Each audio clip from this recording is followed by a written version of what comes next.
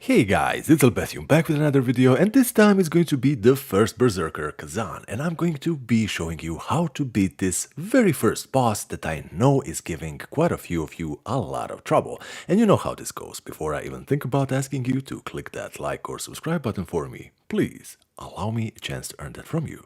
And with that being said, let's get in on this.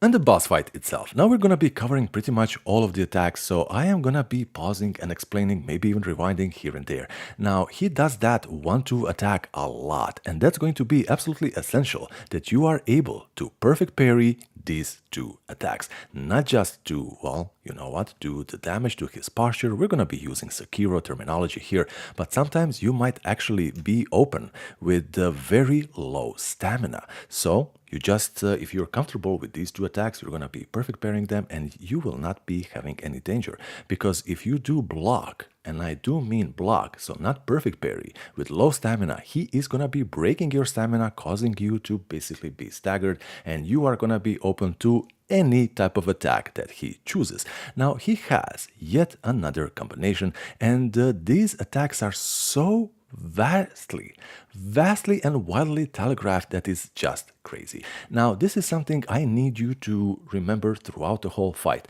After that combination that he just did, he will always dash to the side, and quite often it's going to be very near the cliff side, and you might be there too, especially if you're in a corner, because quite often, and I do mean often, he is going to be transitioning from this attack to that lunging grab attack. Now, it's very important to know the difference between that attack and this jumping fist attack, because when he is doing the lunge attack, you're going to be noticing how he goes a little bit backwards. There's almost even a slowdown time effect, about him, around him. But here, not so much. It's very fast, and this attack you can block, you can perfect parry, but if you do dodge, I suggest dodging to your right side, always. Now, do you see what I'm doing right here?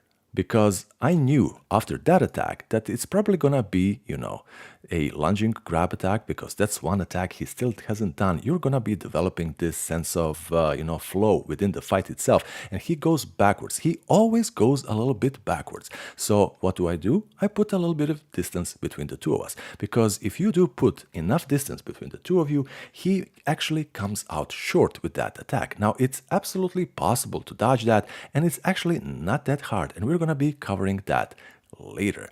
Now, as you can see, he is using his 1-2 attack quite a lot. He also does this sweeping attack, which absolutely isn't that big of a deal if you screw it up. Now, this rock attack, you can block it, and if you do have enough distance between the two of you, it's really no danger.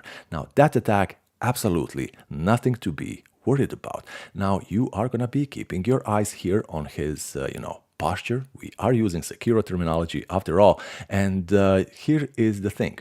Once he is close to that, and you saw how we dodged that, I'm gonna be rewinding this to show you just how we did that.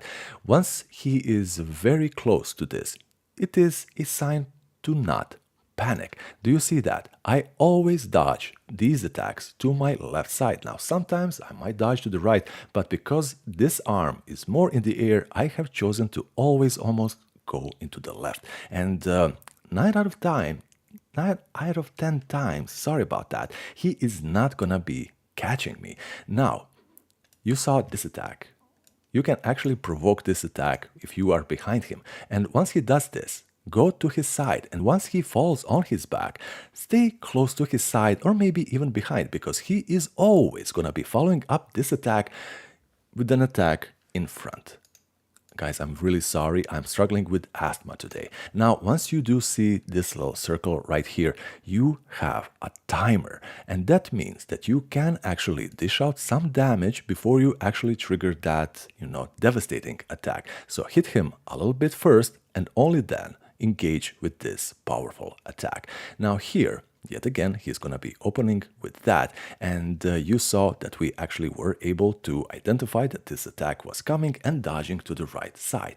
Now, again, this is his textbook combination, and we are very comfortable with that. Now, here is one attack that is going to be kind of happening. Let's call it phase 2. He's going to be slamming his chest and then just go for the floor. If you stay here in front of him during this attack, while he is ripping out, this piece of ground, you are constantly going to be taking damage. Now, this attack is pure BS because he's going to be jumping in the air and he basically obstructs everything you can see. It is quite possible to dodge this if you, develop the feeling for it, but I just recommend that you block. It doesn't have to be a perfect block, just block. But be careful because every time he does this and he is so close to you, he's gonna be following this up with a lunging grab attack. And this time I did go to the right. Now, again, as you can see, it's basically his textbook combination, and we're now gonna be cutting here and explaining a few other attacks that he's gonna be having.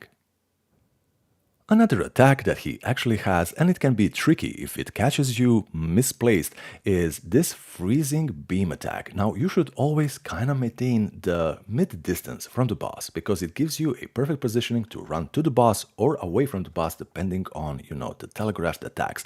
Now, in this case, we are going to be just running behind him.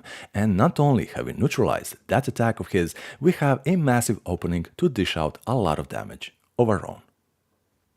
Another attack, and it's going to be another grab attack. It's going to be very, very tricky, and it is quite telegraphed, especially with his glowing hand. Now, in this case, I got actually lucky because I instinctively dodged to the left. So I dodged along the same axis as the grab attack. How he didn't grab me here, it's an absolute mystery. So that is why you should be using fully your invincibility frames and just dodge against the attack itself. So dodge in that direction, and you know what? Try this. Maybe you're gonna be more comfortable doing this the way I did. But this is what I recommend. Guys, this is basically what it comes down to. All of these attacks, just not rushing, being very patient, getting these attacks is going to be key. I say again, they are going to be your bread and butter, especially also with the follow-up smash attack like that. Guys, you got this. Just don't lose your head, be patient, do not overcommit, and do not fall for those baiting attacks when he is staggered. It is better that you put distance between the two of you and be ready for next attacks than actually getting caught with your pants down. Guys, this is Albethium. Hopefully this helps you. There's going to be more guides on Khazan, and well, good luck.